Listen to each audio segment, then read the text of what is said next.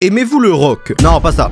Non, pas celui-là. Moi, je peux dire que oui. J'avais cette période entre 14 et 15 ans où je voulais fortement me démarquer en écoutant des trucs différents. Mais ça ne m'empêchait pas d'aimer la musique. Entrant dans l'univers des animés, le petit Yorin, 14 ans, 1m75, 80 kg, bottes à talons et corset, j'étais stylé à l'époque. J'ai découvert aussi dans le tas les AMV. Quelles sont les musiques les plus utilisées dans les AMV? Vous avez raison. Ce sont les musiques rock. Parce que ça pète, ça bouge, parfait pour mettre des vieux clips de Kirito qui se déhanchent sur une musique de Skylé. Qui n'a jamais entendu leur musique? Avec Disturbed, 3 Day Grace ou Imagine Dragon. Bon, il y en a beaucoup qui sont plus métal, j'avoue. Mais ce n'est jamais allé plus loin. Le temps passe et aujourd'hui, je me tourne plus vers le style de musique des années 80. Alors, quand les gens en commentaire m'ont recommandé Bocchi The Rock, et je sais que vous étiez beaucoup, bah je me suis dit, étrange. Le rock? Bocchi? Bocchi dans un groupe de rock? Compliqué vu qu'il est muet. Quand j'ai vu l'affiche, j'ai fait... Ah, c'est un animé d'idol. Est-ce qu'un vrai mâle alpha irait vraiment regarder ce genre de truc pour découvrir de nouveaux horizons qui déboucheraient sur...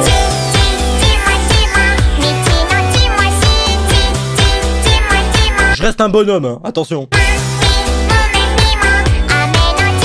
Nous allons suivre Goto Hitoli, ce Power Ranger rose. Et ce n'est pas pour rien que c'est tout le temps le plus nul. Car cette jeune fille est extrêmement asociale. Elle est timide, très réservée et ne parle presque à personne. Comme moi, elle était du genre à manger avec la prof lors des sorties scolaires. Sauf que quand je sortais mon goûter, c'était une autre histoire. Bon appétit, David. Bon appétit, madame. De toute sa scolarité, elle n'a pas eu un seul ami. Là où vous et moi on pouvait lancer BO2 et faire sa meilleure game en chat vocal, elle ne peut pas. Et c'est là qu'on se demande qu'est-ce qu'elle fait pour qu'elle soit si solitaire. Elle est harcelée, il y a un problème, elle va mourir. Pas du tout. C'est juste une énorme solitaire. Elle n'arrive pas à parler aux gens. N'importe quelle conversation qu'elle commence, elle a 300 de ping. Avec ça, j'ai une meilleure connexion qu'elle. Allez vous faire enculer Orange au passage. Mais cette solitude l'amènera à s'intéresser au rock. Ah, vous l'attendiez celle-là. En regardant la télévision, elle tombe sur une célébrité qui raconte plus ou moins qu'il a eu les mêmes soucis que Hitoli. Dans son enfance, il était seul, n'avait pas d'amis, et maintenant c'est devenu l'idole d'un groupe de musique extrêmement reconnu et populaire. Il n'en fallut pas plus pour que ces deux neurones fassent un tour et se disent « Si on fait de la musique, on devrait être célèbre et acclamé. Putain, t'es un génie !» Après, j'ai envie de dire, heureusement qu'à ce moment-là, ils ont passé ça à la télé. Imaginez, elle se retrouvait inspirée par l'actualité. Nous allons envoyer bombe sur Ukraine et devenir grand homme populaire qui fait musique. Non, dis pas plus. À partir de là, c'est l'arc entraînement de tout shonen. Sauf que là, on a le plaisir de ne pas le voir. 3 ans, hein, ce qui est quand même une bonne période. 3 ans après, on est au lycée, loin de toute sa période honteuse du collège. Et là, c'est le moment pour Hitoli de briller. Elle s'est entraînée sans relâche avec la guitare électrique de son père. Elle est devenue super forte. Et elle a même une chaîne YouTube où elle poste des reprises de son connu. Et ça marche plutôt bien en plus. Elle fait ses vues et a 30 000 abonnés. J'ai plus qu'elle. J'ai plus d'abonnés qu'elle. Je la baise. Je la baise. Elle a 16 ans. Non, pédophile. Non, attendez, c'était l'expression. Ok, normal, c'est toi. Sauf que rien n'a changé, la putain de ta mère. Pour ne citer que PNL et rester dans le thème. L'objectif, c'était d'être reconnu, célèbre et être dans un groupe. Donc, avoir des amis. Même dans les Sims, je m'en sors mieux qu'elle, putain. Là, c'est devenu pire, limite. Elle fait ses chansons dans son placard, où elle a installé un petit setup sympa quand même, et publie ses trucs sur YouTube sans vraiment avoir d'autres contacts humains, si ce n'est sa famille et son chien. Est-ce que je vous ai dit à quel point j'adorais les chiens? Oh là là là là. Oh là là. Oh le petit chat, oh le petit chacha. Pardon. Bon certes, elle est devenue forte à la guitare, elle gère comme jamais, elle fait de super reprises, et maintenant en plus elle est connue sur YouTube. Mais c'était pas ça l'objectif, putain. Mission fail de Snake. Et dans un élan de désespoir, j'imagine, elle cherche l'attention des autres. Enfin, plutôt, elle pousse à l'interaction avec elle. Donc elle ramène carrément sa guitare en cours, elle a même essayé de mettre des DVD sur son bureau comme avant dans son ancienne école, et même d'avoir changé la sonnerie des cours en ça. Ouais non, c'est moi qui l'ai rajouté, hein, de base c'était ça. J'ai bien meilleur goût quand même. Donc maintenant elle est dans son lycée, loin de tout son passé honteux, et même avec une nouvelle chance dans la vie, elle n'arrive toujours pas à se faire des amis. Chez Macron c'est volontaire, mais chez elle c'est juste parce que c'est une sgeg. Seule, dans un parc, avec un autre gars dépressif, avec un père de famille, tout ce qu'il y a de plus respectable, Hitoli se fait enfin remarquer par une fille qui a besoin justement d'une guitariste dans son groupe de musique car l'ancienne s'est barrée. On reviendra dessus plus tard. Hitoli est officiellement maintenant devenue une roue de secours. Technique celle-là, les daltoniens l'auront peut-être pas, hein. Elle est donc traînée, oui, traînée, elle se fait embarquer de force limite, on en profite pour observer la ville, les petits décors, ça a l'air sympa quand même, et peut-être en savoir plus sur cette mystérieuse fille qui l'a embarquée. C'est en fait la fille de la patronne de la salle, et ils ont tout un endroit où ils organisent des concerts pour plein de groupes indés ou pas. C'est une sorte de boîte de nuit, sauf qu'il ne fait pas nuit, et qu'on n'est pas vraiment là pour danser, que la bière est interdite. Enfin ouais, c'est pas vraiment une boîte de nuit quoi, hein. Mais qu'importe. Elle fait donc la connaissance de tout le groupe, Nishika, celle qui l'a emmenée ici, qui est la batteuse du groupe, Ryo, la bassiste du groupe, au comportement cool cool et à l'allure androgyne. Ce n'est pas moi qui le dis, c'est Wikipédia, parce que je ne sais putain de pas ce qu'est une basiste. N'hésitez pas à me le dire en commentaire. Le référencement, check.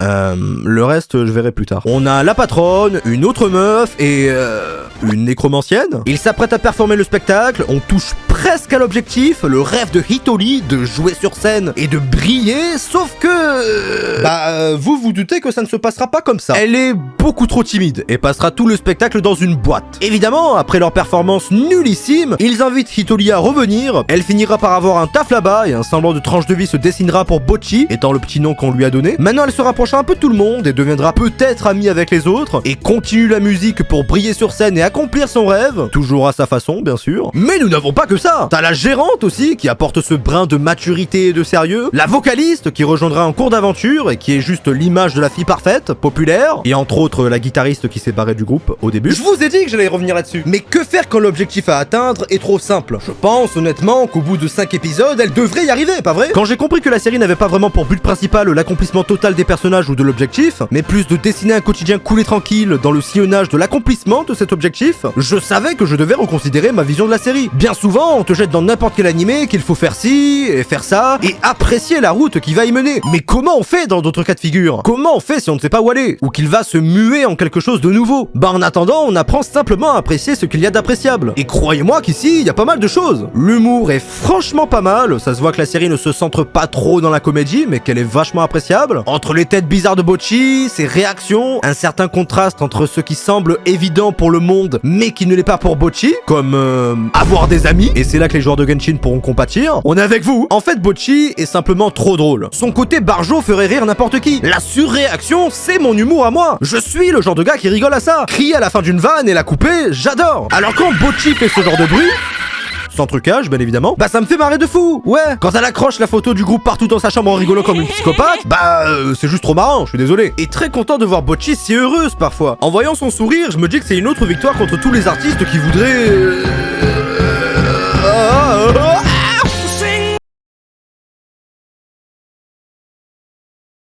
Tout ça pour dire qu'au final, oui, c'est très drôle. L'alchimie des personnages entre eux est également plutôt bonne. T'as l'optimiste de service, toujours souriante et joyeuse, l'aspect parfait pour sortir des choses blessantes à Bocchi sans le vouloir. T'as la froide de service, grave confiance en elle, riche, terre à terre. C'est le genre dans la bande à sortir toujours le bon commentaire. Et oui, la série en gros, c'est ça. Ça, là. Vous voyez le bail? Ne vous attendez pas à plus et ne vous attendez pas à moins. Sauf que j'ai des plans bien meilleurs pour l'animé. On pourrait prendre les monstres de Tactopé Destiny qui sont attirés par la musique. Et là, la série deviendrait tout de suite beaucoup plus intéressante.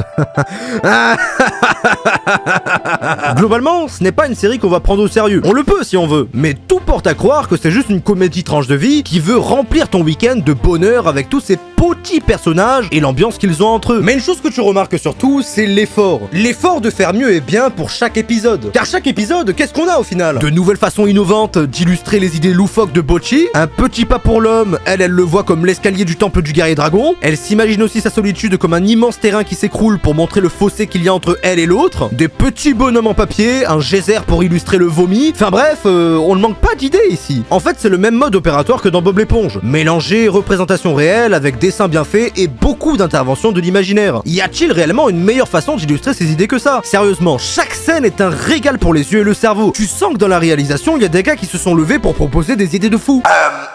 Bonjour tout le monde, on commence la réunion de la semaine. Qui veut prendre parole? Moi, ça serait bien que dans Bocchi The Rock, il y a The Rock. Allez faire foutre. On pourrait faire une scène en 3D qui la propulse sur un cube pour dire qu'elle perd la tête. Ça, être idée de merde, mais j'adore beaucoup. Et toutes ces scènes contribuent à rendre ce quotidien passionnant et mouvementé. C'est chill, certes, mais ici, la tranquillité que vous gagnez à regarder ça, avec en plus une réalisation innovante et bien faite, croyez-moi que vous y gagnez au change. C'est perdre son temps, comme toute série que vous commencez, mais là, c'est perdre son temps avec panache et créativité. Vous passez un bon moment devant cette série, et ça, c'est indéniable. Le temps passe correctement, peu importe si vous aimez ou pas le genre. On finit rapidement par s'intéresser à a tout ce quotidien de problèmes surmontés sur un thème d'amitié et de musique, franchement c'est kiffant. Les activités de création comme les paroles, les logos, c'est des trucs que je kiffe ça. Et mine de rien, on ne s'en rend pas compte, mais il y a une légère profondeur à tous ces petits personnages. Sauf qu'on ne va pas aller plus loin, puisque nous ne faisons pas du dramaturge dans tous les cas. Et un truc que j'adore, c'est qu'on cherche toujours l'authenticité. Malgré tous les problèmes de Bocchi, on ne cherche pas à la changer, on cherche simplement à surpasser les difficultés de sa personnalité. Mais autrement, ce personnage, c'est bien elle. C'est bien sa musique, c'est bien ses paroles. La série t'apprend qu'être toi-même, c'est déjà être spécial en soi. Et renoncer à son individualité, c'est presque comme tout perdre. Soyez fiers de ce que vous êtes, car vous êtes unique en somme. Ça a aucun rapport avec ce que je viens de dire. Après, la chose reste que je n'ai jamais trop été intéressé par les animes qui traitent de groupes de musique, d'idoles, etc. C'est franchement pas ce qui m'intéresse, hein, je vous avoue. Donc c'est pas évident. Ouais, y a pas cette chose à la fin qui me donne envie de lancer le prochain épisode, de vouloir connaître la suite de ce que je viens de regarder. Est-ce par pur désintérêt du genre, ou simplement et purement à cause de l'anime lui-même? Je ne saurais pas vous dire exactement. Mais très sincèrement, même si vous n'êtes pas très fan de la forme comme moi, quand vous regardez, vous ne pouvez pas dire que c'est mauvais. On peut dire qu'on n'a pas aimé, oui, mais en vrai, l'anime est bien. Si c'est tout ce qu'a à proposer un anime d'idol, alors putain, c'est pas mal quand même. Ce serait peut-être encore mieux si on focus. L'anime ne vous vend pas une histoire de fou ou une intrigue folle, mais vous donne plus une expérience. Quand tu regardes le compte Twitter de l'anime et comment ils ont fait certains trucs dans l'épisode, tu ne peux que être émerveillé par cet exercice de création originale et de fun. Toutes ces sculptures en pâte à modeler qu'ils ont dû faire, ces bonhommes en papier, ces impressions 2D. Non, c'est fou, c'est fou. Un des animés les moins reconnus de cette saison et pourtant l'un des meilleurs. Vous vous doutez bien que quand je vous parle, c'est avec l'œil d'un novice. J'aimerais être le gars qui a regardé 400 animés d'idol et de groupes de musique pour pouvoir vous en dire plus. Mais hélas, j'ai une vie, même si on dirait pas. Mais tel qu'il en est, je vous recommande fortement d'essayer la série. Elle est ce qu'elle paraît être, mais elle est quand même beaucoup plus que ce qu'on peut imaginer. La forme est bien là, mais la façon d'exécuter tout ce que la série a entre les mains pour raconter une bonne histoire est merveilleuse. C'est peut-être mon premier et mon dernier anime d'idol. Je ne saurais dire. Ah oui, et pour tout ce qui est de la saison 2, vous pourrez regarder en commentaire. Normalement, je mettrai les infos. C'est dispo sur Crunchyroll. Si vous êtes intéressé, allez-y. Franchement, c'est cool d'expérimenter différents horizons, je vous avoue. Peut-être que je retrouverai les fans d'anime en convention en leur parlant comme ça. Et sinon, ça va, dans l'anime, c'est bien kiffé. Je vous jure, c'était pas personnel. Hein. Donc voilà, si vous êtes intéressé, c'est sur Crunchyroll. Crunchyroll, j'attends encore le chèque. Si vous avez kiffé la vidéo, n'hésitez pas à aller voir celle-là. Elle est franchement cool aussi, allez-y, quoi. C'est Noël, on se fait plaisir, soyons fous. Car sur ce, je vous souhaite un très bon Noël, de très bonnes fêtes de fin d'année. J'espère que vous passez un bon moment avec votre famille, que tout le monde va bien, globalement, voilà. Parce que sur ce, c'était tout pour cette vidéo, j'espère qu'elle vous aura plu et qu'elle vous aura aidé. Si c'est le cas, n'hésitez pas à vous abonner, liker, partager, ça me fait vraiment super plaisir. Quant à moi, je vous dis à une prochaine vidéo, en attendant, portez-vous bien, ciao, bye.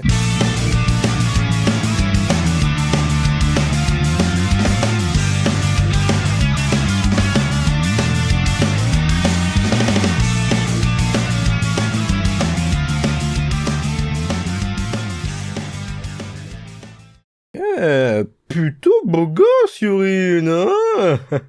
Oh oui, bon, je suis allé au coiffeur, voilà. Ah bah non, pas d'autographe. Non mais non, voyons, non, vraiment, j'insiste.